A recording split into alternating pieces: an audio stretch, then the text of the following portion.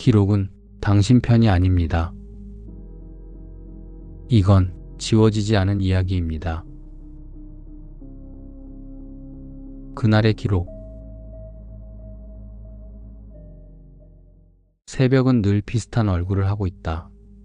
아파트 복도는 아직 밤의 온도를 붙잡고 있었고 형광등은 희고 차가운 빛을 쏟아내면서도 어딘가 피곤한 소리를 냈다. 웅웅 아주 낮은 진동이 천장과 벽 사이에 매달려 있다가 사람이 지나갈 때마다 조금씩 흔들리는 느낌이었다. 엘리베이터는 아래층에서 멈췄다가 다시 움직였고 그 둔한 진동이 바닥 타일을 타고 발바닥까지 전해졌다. 타일은 맨발로 디디면 차갑게 달라붙는다. 이 시간의 공기는 따뜻함이 아니라 정리되지 않은 현실의 냄새가 난다. 정호는 평소처럼 문을 열고 나왔다. 잠이 덜 깬 몸을 억지로 움직이는 사람의 걸음은 늘 느리다. 발 뒤꿈치가 먼저 닿고 발가락이 늦게 따라오며 그 사이에 잠깐의 망설임이 끼어든다. 그는 습관처럼 우편함 쪽으로 걸어갔다. 신문을 꺼내고 현관에 가져다 놓고 다시 들어가는 루틴. 이런 루틴은 삶을 지탱한다. 생각하지 않아도 되니까. 우편함 앞에는 신문 묶음이 얇게 놓여 있었다. 정호는 신문을 집어들었다. 그리고 아무 생각 없이 아래를 한 번 더 훑었다. 그때였다. 신문 아래에 두툼한 봉투 하나가 눌려 있었다. 종이의 질감이 달랐다. 얇은 고지서 같은 느낌이 아니라 여러 장의 문서를 단단히 품은 묵직한 봉투였다. 정호는 봉투를 들어 올렸다.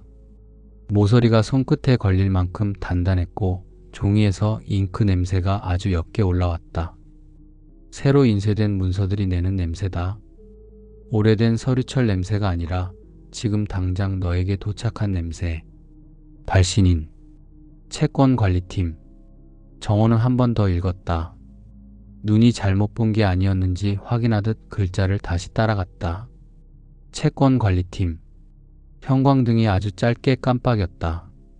정호의 손이 봉투를 꽉 쥐었다 풀었다. 봉투가 무거운 건 종이 때문이 아니었다. 안에 들어있는 게 단순한 안내문이 아닐 거라는 직감이 손목까지 무게로 올라왔다. 복도 끝에서 엘리베이터 딩 소리가 작게 났다. 문이 열리고 닫히는 소리, 누군가 급히 걸어가는 발소리. 남의 하루는 시작되고 있는데 정호의 하루는 갑자기 멈춘 느낌이었다. 정호는 봉투를 들고 집으로 들어왔다. 현관문을 닫는 소리가 평소보다 크게 들렸다. 자물쇠가 걸리는 찰칵 소리가 방 안의 어둠을 완전히 잠가버리는 것처럼 느껴졌다. 거실은 어두웠고 정호는 스탠드만 켰다. 노란빛이 식탁 위에 동그랗게 앉았다. 그 빛 바깥은 어둠이 두껍게 눌러앉아 있었고 텔레비전은 꺼져 있었고 냉장고는 가끔 모터를 돌리며 웅웅거리는 소리를 냈다. 정호는 봉투를 식탁 위에 올려두었다. 손을 떼지 못했다. 종이 위에 손바닥을 얹고 있자니 마치 봉투 아래에 이미 결정된 무언가가 들어있어서 손바닥을 통해 그 결정이 전해지는 느낌이었다. 그는 숨을 한번 들이마셨다가 천천히 내쉬었다. 입안이 마르고 혀가 입천장에 붙는 것 같았다. 정호는 봉투를 천천히 찢었다. 종이가 갈라지며 내는 소리가 새벽의 거실에서 유난히 선명했다. 찢어진 틈으로 문서들이 미끄러져 나왔다. 종이들이 서로 스치는 마른 소리가 났고 잉크 냄새가 확 올라왔다. 첫 장. 굵은 글씨가 보였다. 연대보증인 정호 귀하. 정호는 잠깐 멈췄다. 연대보증인. 그 단어는 평소에 그의 삶에 없던 단어였다. 그는 자신을 가장으로, 직장인으로, 아버지로, 남편으로 생각해왔지 보증인으로 생각한 적이 없었다. 그런데 종이는 아무렇지 않게 그를 그렇게 부르고 있었다. 정호의 손가락이 문서 상단을 문지르듯 훑었다. 잉크는 지워지지 않았다. 지워지지 않는다는 사실이 묘하게 무서웠다. 그는 문서를 넘겼다. 채무 금액이 적혀 있었다. 숫자는 크기도 했지만 그보다 더 낯설었다. 그 숫자와 자신 사이에 어떤 연결고리가 있는지 지금 당장은 떠오르는 게 없었다. 그리고 그 아래에 적힌 날짜가 정호의 숨을 짧게 끊어놓았다. 발생일. 오래전이었다. 이 집으로 이사 오기 훨씬 전 아이가 아직 어려서 밤마다 울던 시절, 돈이라는 단어가 지금보다 더 날카롭던 시절. 정호는 그 날짜를 머릿속으로 따라가 보려 했지만 기억은 한 장면으로 연결되지 않고 조각처럼 흩어져 있었다. 문서 하단에는 연락처가 적혀 있었다. 담당자 이름도 함께. 정호는 휴대폰을 집어들었다. 화면이 켜지며 하얀 빛이 손등을 비췄다. 노란 스탠드 빛과 휴대폰의 하얀 빛이 겹치면서 정호의 손은 두 가지 색으로 나뉘었다. 그는 번호를 눌렀다. 손가락이 유리 화면을 두드릴 때마다 머릿속에서는 분명히 찍히는 소리가 났다. 도장 같은 소리. 신호음이 울렸다. 한 번, 두 번. 네, 채권관리팀입니다. 목소리는 낮고 또렷했다. 친절하게 들리지만 따뜻하지 않았다. 위로하는 친절이 아니라 절차를 매끄럽게 진행하기 위한 친절이었다. 정호는 입술을 한번 적셨다. 여기 서류가 왔는데요. 연대보증이라고요. 저는 그런 걸 한 적이 없습니다. 그는 끝을 올려 말했지만 목소리는 크게 흔들리지 않았다. 오히려 너무 낮아져서 자기 말이 제대로 나갔는지 확인하려고 귀를 기울여야 할 정도였다. 전화기 너머에서 키보드 소리가 들렸다. 딸깍딸깍 바쁘게 움직이는 리듬. 정호는 그 리듬이 무서웠다. 누군가의 손가락이 움직이는 것만으로도 자신의 인생이 정리될 수 있다는 사실이 무서웠다. 정호 선생님 맞으시죠? 확인을 위해 몇 가지 질문 드리겠습니다. 정호가 대답했다. 잠깐의 정적. 담당자는 망설임 없이 말했다. 기록상 선생님은 과거 특정 일자의 연대보증 계약을 체결하셨습니다. 계약서 원본에 선생님 자필 서명이 있고요. 인감증명도 첨부되어 있습니다. 인감증명. 그 단어가 나오자 정호의 목젖이 작게 움직였다. 그는 인감증명을 떼러갔던 기억을 더듬으려 했지만 머릿속에는 빈 구멍만 있었다. 언제였더라? 어디였더라? 왜였더라? 정호는 목소리를 더 낮췄다. 저는 돈을 빌린 적이 없고요. 담당자는 웃지 않았다. 대신 단정함이 있었다. 네. 채무자는 고 동수 씨입니다. 다만 선생님은 연대보증인으로 등록되어 있습니다. 연대보증은 사용 여부와 관계가 없습니다. 고 동수. 정호는 고라는 한 글자부터 먼저 귀에 박히는 걸 느꼈다. 고는 사람을 과거로 밀어넣는 단어다. 살아있는 사람에게는 붙지 않는 글자. 이미 끝난 사람에게만 붙는 글자. 정호는 잠시 말이 나오지 않았다. 담당자가 이어 말했다. 선생님, 제가 드리는 말씀은 감정이 아니라 기록과 절차에 관한 부분입니다. 선생님은 책임의 범위 안에 계십니다. 책임의 범위. 그 말은 친구든 추억이든 사정이든 그런 건 전부 바깥으로 밀어내는 말이었다. 너는 범위 안에 있다. 그게 전부다. 정호는 숨을 들이마셨다. 동수는 죽었잖아요. 그가 겨우 말했다. 담당자는 아무렇지 않게 답했다. 네. 사망 처리되어 있습니다. 다만 채무는 소멸되지 않습니다. 그리고 선생님은 가장 후순위 보증인입니다. 정호는 그 말을 듣는 순간 이상하게도 잠깐 안도했다가 바로 공포로 바뀌는 걸 느꼈다. 후순위라는 건 앞에 누군가가 있었다는 뜻이다. 그리고 그 누군가들이 먼저 무너졌다는 뜻이다. 담당자는 멈추지 않았다. 상대가 숨쉬는 타이밍을 빼앗지 않을 만큼의 속도로, 그러나 상대가 도망갈 틈을 주지 않을 만큼의 정확함으로 말했다. 선생님보다 앞선 보증인 내부는 이미 파산 또는 사망으로 정리되었습니다. 정리. 정호의 귀 안에서 그 단어가 오래 남았다. 사람의 인생을 정리라고 부르는 사람. 그러면서도 아무렇지 않은 목소리. 정호는 휴대폰을 더 꽉 쥐었다. 손바닥 안쪽이 미끄러워졌다. 땀이었다. 이 사건은 단순 개인 채무가 아닙니다. 채권은 이미 여러 차례 양도되었고 현재 저희가 관리 중입니다. 선생님께서 오늘 안에 협의 의사만 표시해 주시면 분할 납부 방안도 검토 가능합니다. 오늘 안에 협의 의사, 분할 납부, 검토. 단어들이 식탁 위 문서에서 걸어나와 거실 바닥을 밟고 집안의 자리를 잡는 느낌이었다. 선생님, 담당자가 마지막으로 말끝을 낮췄다. 이건 늦출수록 선생님 쪽이 불리해집니다. 뚝. 전화가 끊겼다. 정호는 한동안 휴대폰을 귀에 대고 있었다. 이미 끊긴 전화기의 차가운 면이 귀를 눌렀다. 그는 귀를 떼지 못하다가 천천히 내려다봤다. 화면은 꺼져 있었다. 검은 화면에 정호의 얼굴이 어둡게 비쳤다. 그 얼굴은 웃지도 울지도 않았다. 그냥 버티는 얼굴이었다. 거실은 조용했다. 냉장고 모터 소리가 웅웅거렸다. 그 소리만이 살아있는 소리였다. 정호는 문서를 다시 펼쳤다. 보증인 명단이 있었다. 이름들이 줄줄이 적혀 있었다.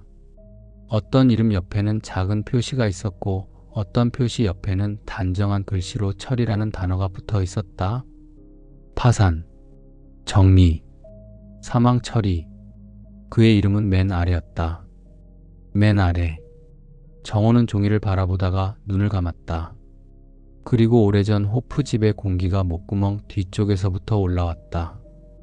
기름 냄새와 맥주 거품 냄새, 땀 냄새와 담배 냄새가 섞인 그 시절의 공기. 노란 조명이 유리잔을 반짝이게 만들던 그 공간. 동수의 얼굴이 떠올랐다. 그때 동수는 고라는 글자가 붙을 사람이 아니었다.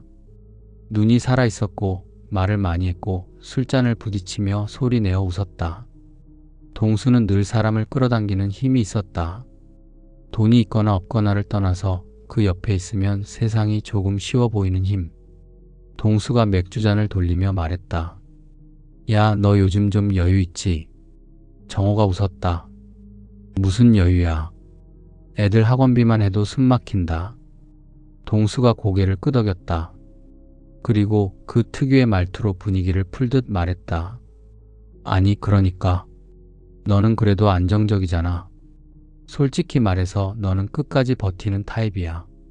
정호는 그 말이 칭찬처럼 들렸다. 버티는 타입. 그때는 그 말이 자신을 인정해주는 말 같았다.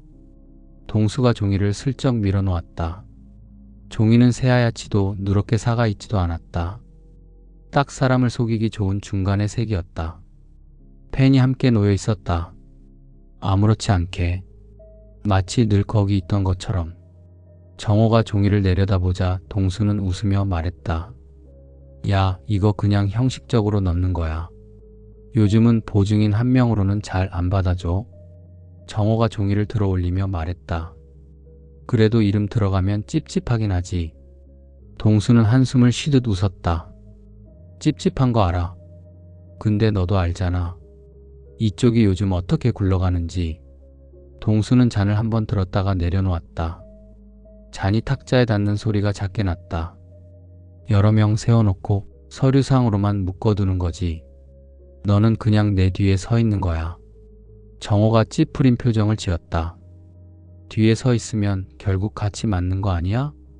동수는 손사래를 쳤다. 아니야. 아니야. 그런 식으로 안 가. 앞에 내가 있잖아.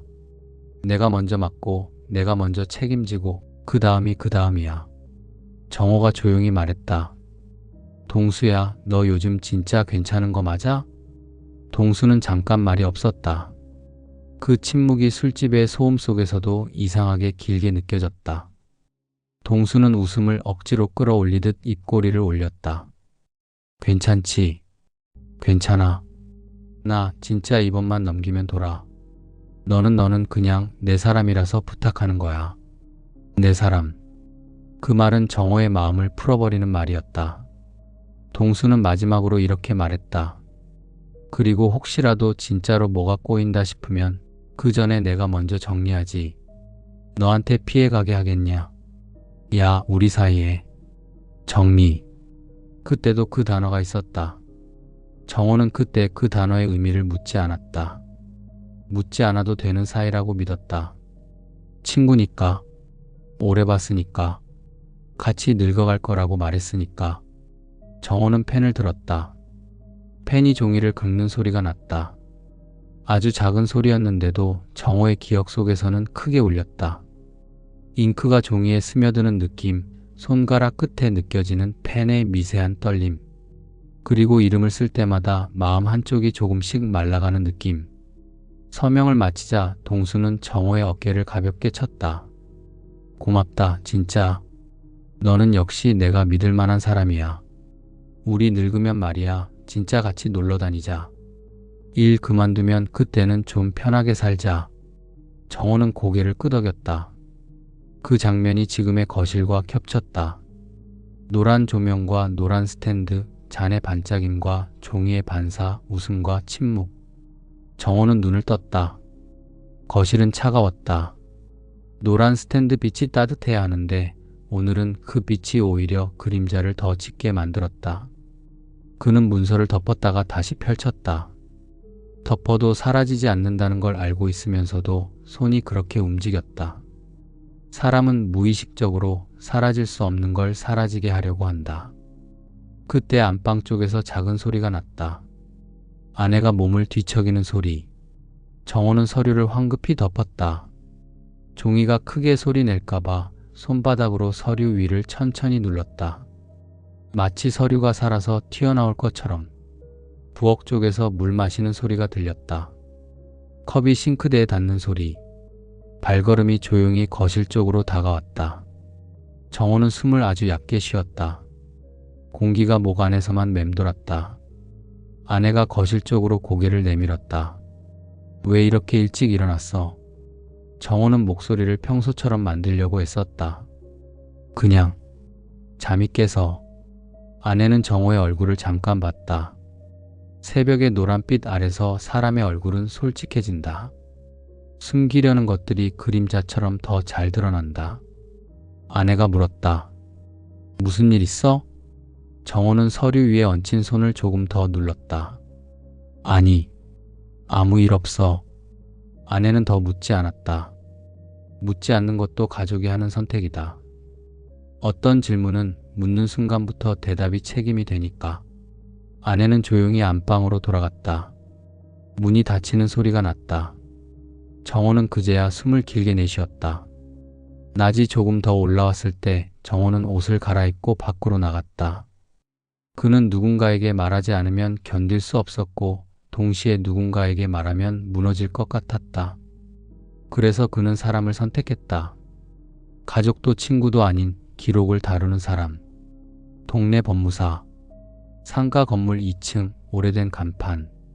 계단은 좁고 가파랐다. 콘크리트 계단은 발소리를 먹지 못하고 그대로 되돌려 주었다. 정호는 한 계단 오를 때마다 발소리가 자신을 따라오고 있다고 느꼈다. 도망치기 어렵다는 느낌. 도망쳐도 기록은 따라온다는 느낌. 사무실 문을 열자 종이 냄새가 먼저 닿았다. 형광등은 하얗게 켜져 있었고 창밖빛은 흐릿했다. 실내는 건조했고 프린터가 돌아가는 소리가 규칙적으로 울렸다.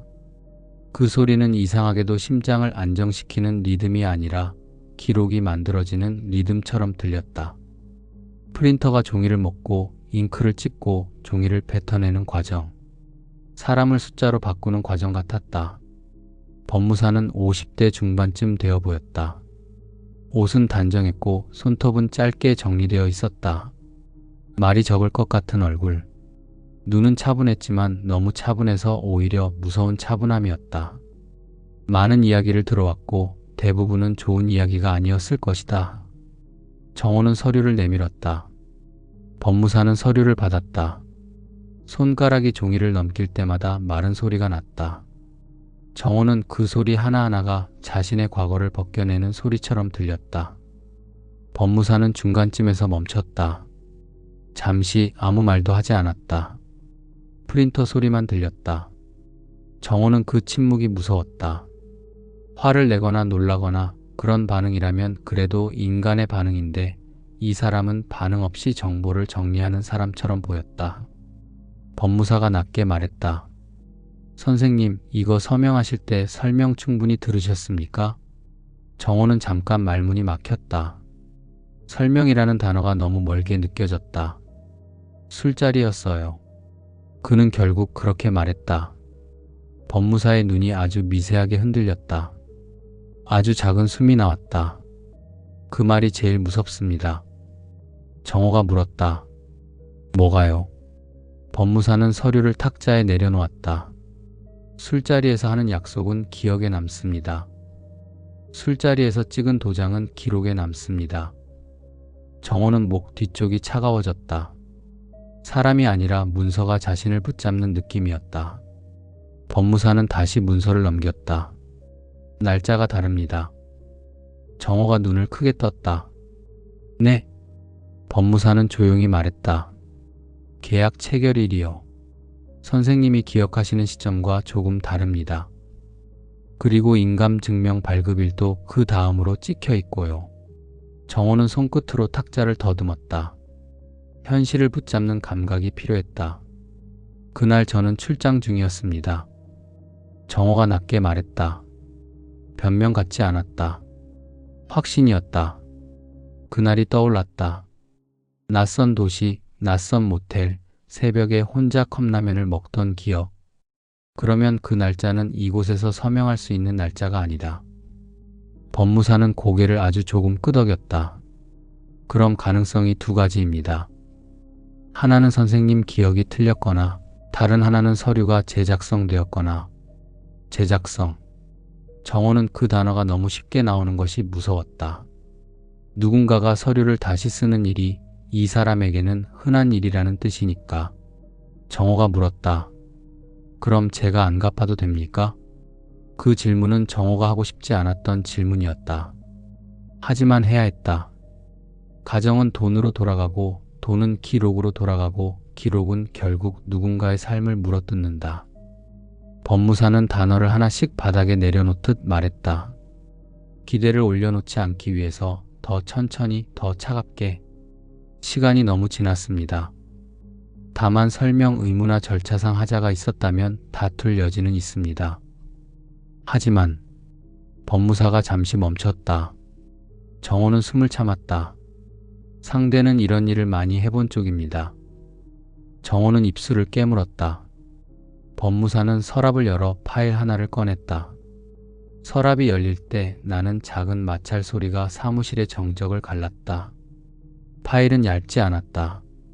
누군가의 시간을 여러 겹 접어 넣은 두께였다. 법무사가 말했다. 선생님, 이 사건 동수 씨만의 문제가 아닐 수 있습니다. 정호는 그 말을 듣는 순간 동수의 얼굴이 떠올랐다. 호프 집에서 웃던 얼굴. 어깨를 치며 고맙다고 말하던 얼굴. 그 얼굴이 이 파일 속으로 들어가 있는 느낌이었다. 법무사는 컴퓨터 화면을 켰다. 마우스를 움직이는 소리, 키보드를 두드리는 소리. 프린터가 다시 돌아가기 시작했다. 종이를 먹는 소리, 안에서 잉크가 찍히는 소리, 그리고 종이가 뱉어져 나오는 소리. 법무사가 종이 몇 장을 정호 앞에 놓았다. 비슷한 구조로 묶인 사건이 있습니다. 정호는 종이를 내려다봤다. 이름들, 직업들, 가족관계. 옆에는 짧은 단어들. 파산, 정리, 사망 처리. 어떤 것은 메모 한 줄로 끝났다. 너무 짧아서 오히려 끔찍했다. 사람의 삶이 한 줄로 끝난다. 법무사가 말했다. 공통점이 있습니다. 다들 안정적인 직업, 채무 이력 없음, 가족 부양 책임 있음. 그리고 법무사는 잠시 멈췄다. 그 멈춤은 단순한 호흡이 아니라 말을 고르는 멈춤이었다. 말이 너무 잔인할 때 사람은 멈춘다. 버티는 타입. 정호는 그 말을 듣는 순간 동수가 했던 말이 떠올랐다. 너는 끝까지 버티는 타입이야. 그때는 칭찬이었는데 지금은 표식처럼 들렸다. 정호가 고개를 들었다. 동수는 저를 속인 겁니까? 법무사는 곧바로 답하지 않았다. 그는 서류를 다시 넘겼다. 손가락 끝이 종이를 넘길 때마다 사각사각 마른 소리가 났다. 속였다고 단정하기는 어렵습니다. 하지만 법무사가 정호를 보았다. 선생님은 선택된 흔적이 있습니다. 정호의 눈이 흔들렸다. 선택요? 법무사는 다른 종이를 한 장 더 꺼냈다. 이런 자료는 원래 밖으로 잘 안 나옵니다. 그는 낮게 말했다. 종이 상단에는 제목이 단정하게 찍혀 있었다. 연대보증 후보군 평가표. 정호는 눈을 깜빡였다. 후보군. 사람을 후보군이라고 부르는 종이. 정호는 자신이 사람이라는 느낌이 조금 사라지는 걸 느꼈다. 후보군은 사정이 아니라 조건이다. 후보군은 얼굴이 아니라 점수다. 항목들이 적혀 있었다. 직업 안정성, 연금 수령 가능성, 부동산 보유, 가족 부양 책임, 신용상태, 대인관계 밀착도. 대인관계 밀착도라는 항목에서 정호의 눈이 멈췄다. 그 아래에 메모가 있었다. 오래 알고 지낸 친구. 거절하기 어려움. 책임감 높음. 글자는 건조했고 평가자는 감정이 없었다. 하지만 그 메모는 정호의 심장을 정확히 찔렀다. 누군가가 자신을 친구로 아는 게 아니라 거절하기 어려운 사람으로 분류했다는 사실. 책임감이 칭찬이 아니라 약점으로 기록된 사실. 법무사가 말했다. 선생님 이름이 있습니다. 정호는 종이에서 시선을 떼지 못한 채 아주 낮게 물었다. 이게 뭡니까? 법무사는 짧게 말했다. 선별입니다. 정호는 손가락 끝으로 자신의 이름 옆에 찍힌 작은 표시를 문질렀다. 잉크는 문질러도 지워지지 않았다. 지워지지 않는다는 사실이 더 무서웠다. 법무사가 이어 말했다. 선생님은 점수가 높습니다. 그래서 마지막에 배치됩니다. 정호가 숨을 들이마셨다. 마지막이요. 법무사는 무심하게 그러나 정확하게 말했다. 보증인을 순환시키는 구조가 있습니다. 앞에서 무너질 사람들은 먼저 쓰고 오래 버틸 사람은 마지막에 씁니다. 마지막이 가장 오래 남습니다. 그리고 마지막이 가장 많이 떠안습니다. 정호는 입술이 떨렸다. 울음이 아니라 이를 악물고 버티다가 틈이 난 떨림이었다. 그는 아내의 얼굴이 떠올랐고 아이의 얼굴이 떠올랐다. 집, 통장, 연금. 그 단어들이 아주 작은 불씨처럼 떠올랐다가 곧 불길이 될 것 같은 불안이 따라왔다. 정호가 겨우 말했다. 동수는 그러면. 법무사는 단어를 조심스럽게 골랐다. 동수 씨는 이 구조의 일부였을 가능성이 있습니다. 또는 이용당했을 가능성도 있고요. 하지만 선생님이 알아야 할 건. 법무사가 정호를 똑바로 보았다. 선생님은 이미 구조 안에 들어와 있다는 겁니다. 정호는 목구멍이 막힌 느낌이 들었다. 침을 삼키려 해도 삼켜지지 않았다. 그럼 저는 어떻게 해야 합니까? 정호는 정말로 답을 원했다. 종이를 뒤집으면 모든 게 사라진다는 말, 그런 마법 같은 문장을 기대했다. 그런데 법무사는 그런 말을 하는 사람이 아니었다. 법무사가 말했다. 선생님, 이건 멈추기 어렵습니다. 정호가 고개를 저었다. 왜요? 왜 멈추기 어려워요? 이게 말이 됩니까? 목소리가 조금 높아졌지만 울부짖음은 없었다. 그의 목소리에는 버티는 사람이 내는 얇은 떨림이 있었다. 법무사는 낮게 말했다. 상대는 기록을 만들고 기록으로 움직입니다. 선생님은 지금 기록을 따라가고 계십니다. 그 차이가 큽니다. 정호는 입술을 깨물었다. 그 순간 호프 집에서 동수가 했던 말이 떠올랐다. 형식적으로, 절차상으로만. 걱정하지 마. 정호가 작게 말했다. 동수는 나를 친구로 생각했을까요? 법무사는 바로 답하지 않았다. 프린터가 또 한 장을 패턴했다. 종이가 바깥 공기와 닿는 소리가 났다. 그 소리가 질문에 대한 대답을 대신하는 것 같았다. 법무사가 마침내 말했다. 기록상으로는 선생님은 가장 신용이 좋았습니다. 그 말은 동수와 정호 사이의 모든 시간을 숫자 하나로 바꾸는 말이었다. 친구라는 단어가 신용이라는 단어에 눌려 납작해졌다. 정호는 숨을 들이마셨다가 내쉬었다. 그때였다. 법무사가 막 출력된 종이를 무심코 넘기다가 손끝에서 종이가 한 장 더 따라 나왔다. 아주 얇은 프린터에서 갓 나온 종이. 그는 그 종이를 정호 쪽으로 놓으려다 말고 눈을 가늘게 떴다. 딱 한 번. 아주 짧게.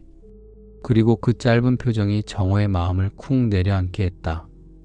정호가 물었다. 왜요? 법무사는 종이를 다시 들어 확인했다. 말이 바로 나오지 않았다. 숨을 아주 짧게 들이마시고 천천히 내쉬었다.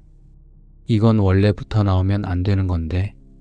정호의 손이 탁자 위를 더듬었다. 뭡니까? 법무사는 종이를 뒤집어 정호에게 보여줬다. 상단 제목. 후보군 갱신 리스트. 그 아래에는 여러 이름이 있었다. 일부는 가려져 있었고 일부는 번호로 처리되어 있었고 몇몇은 아주 선명하게 찍혀 있었다. 정호는 그 종이를 보는 순간 눈이 먼저 움직였다. 사람은 두려울 때 가장 소중한 것을 먼저 찾는다. 정호의 시선이 멈췄다. 익숙한 이름. 자기 아들의 이름. 정호는 말이 나오지 않았다. 목에서 숨이 걸렸다. 혀가 굳었다. 그는 그 글자를 몇 번이나 다시 읽었다. 잘못 본 거라고, 다른 동명이인일 거라고 그런 생각을 할 틈도 없이 글자는 너무 선명했다. 정호가 겨우 소리를 냈다. 이게 왜 여기에 있습니까? 법무사는 종이를 재빨리 덮듯이 손바닥으로 눌렀다. 늦었다. 이미 정호의 눈에 들어왔다. 이미 기록이 정호의 머릿속에 찍혔다. 법무사가 낮게 말했다. 선생님, 이건 제가 설명을 길게 드리기 어렵습니다. 정호가 숨을 몰아쉬었다. 어렵다는 게 무슨 말입니까? 저 이름이 왜? 법무사는 잠깐 망설이다가 아주 조용히 말했다. 후보군은 확장됩니다. 특히 선생님처럼 점수가 높은 분은 가족 데이터까지 붙는 경우가 있습니다. 가족 데이터. 정호는 그 말이 너무 잔인해서 한순간 웃음이 나올 뻔했다. 웃음이 아니라 무너지는 사람의 반사였다. 가족이 데이터가 되는 순간 인간은 더 이상 인간이 아니다. 정호가 이를 악물었다. 그럼 제가 지금 뭘 해야 합니까? 법무사는 정호를 똑바로 보았다. 그 눈에는 동정이 없었다. 대신 현실이 있었다. 동정은 상황을 바꾸지 못하고 현실은 상황을 더 잔인하게 만들 뿐이다. 선생님, 선택을 하셔야 합니다. 정호는 숨이 멈췄다. 가족에게 말하실 겁니까?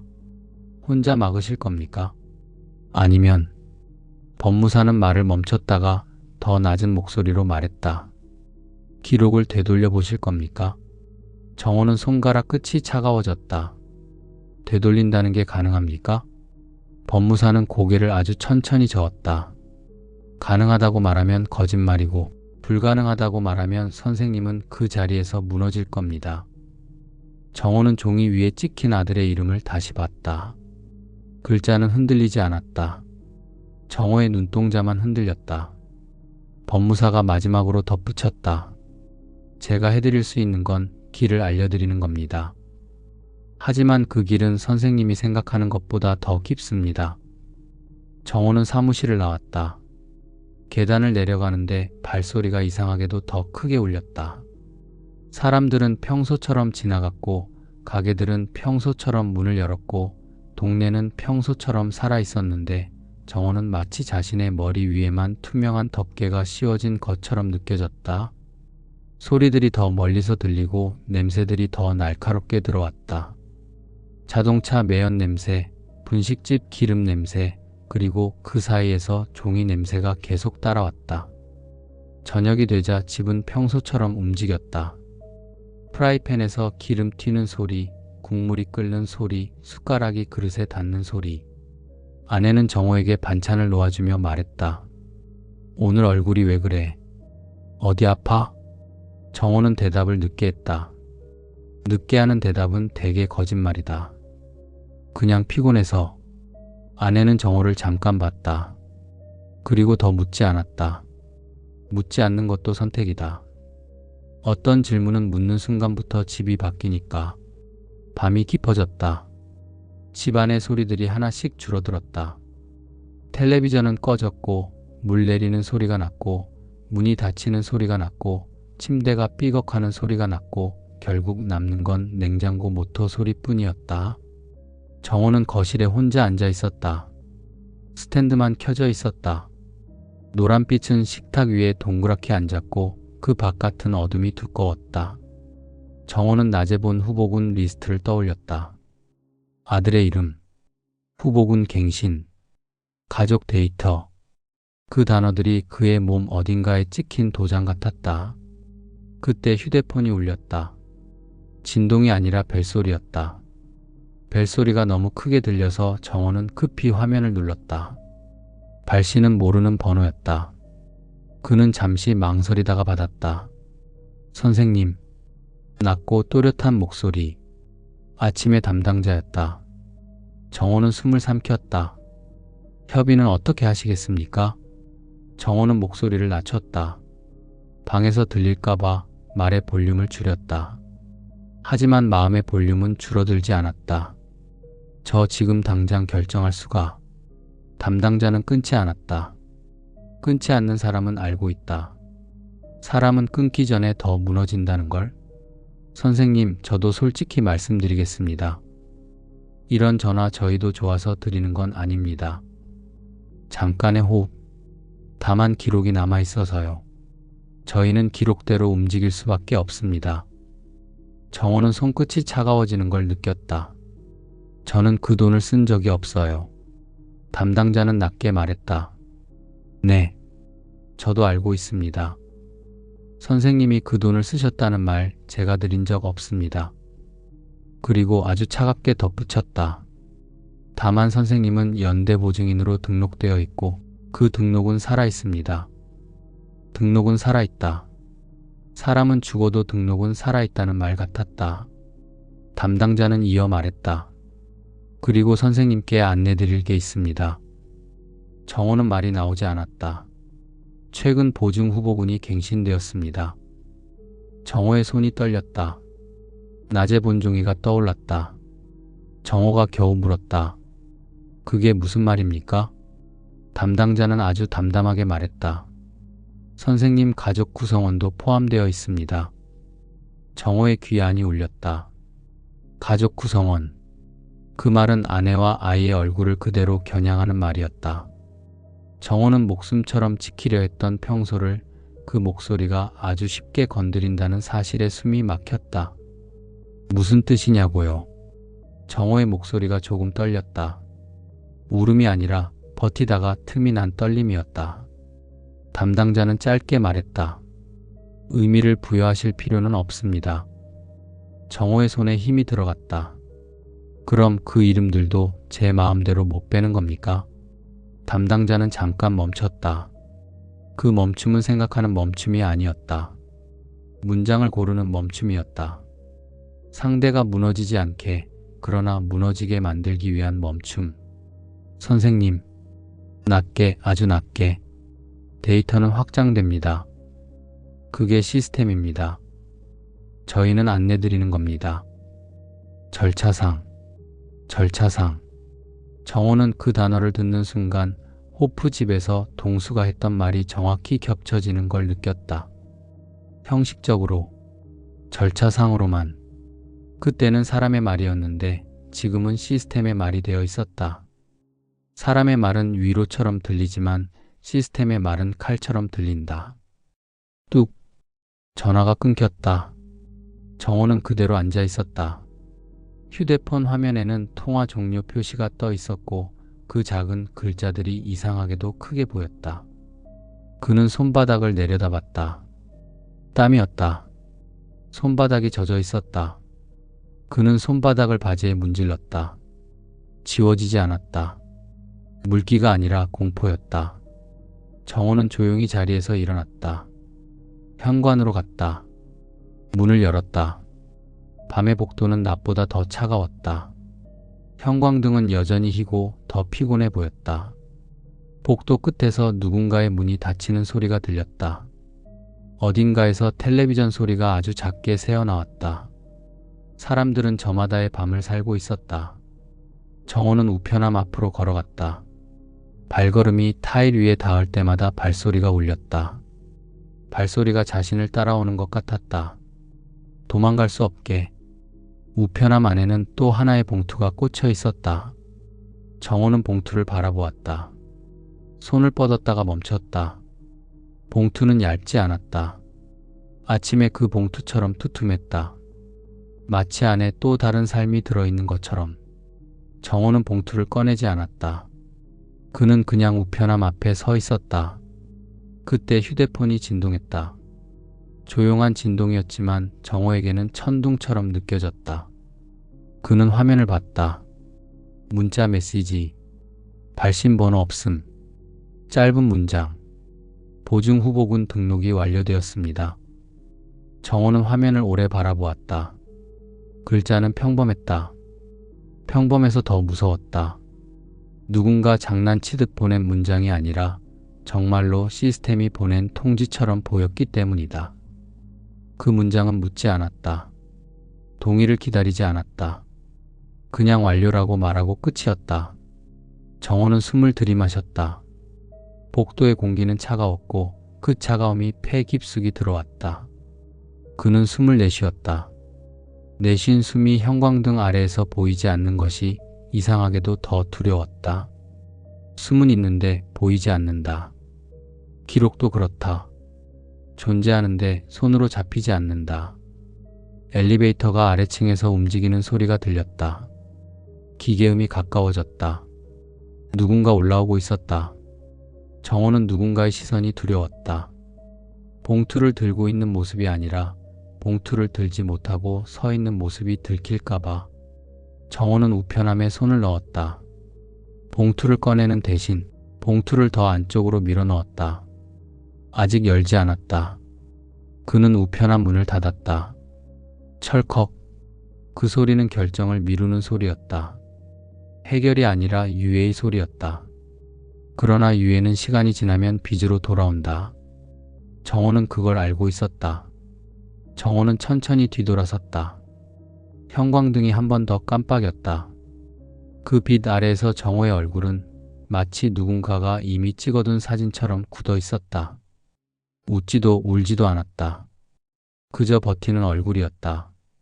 그는 아주 낮게 자신에게 들리도록 그리고 기록이 들을 수 있도록 말하듯 숨을 한 번 고르고 조용히 한 문장을 남겼다. 그날의 기록이었습니다.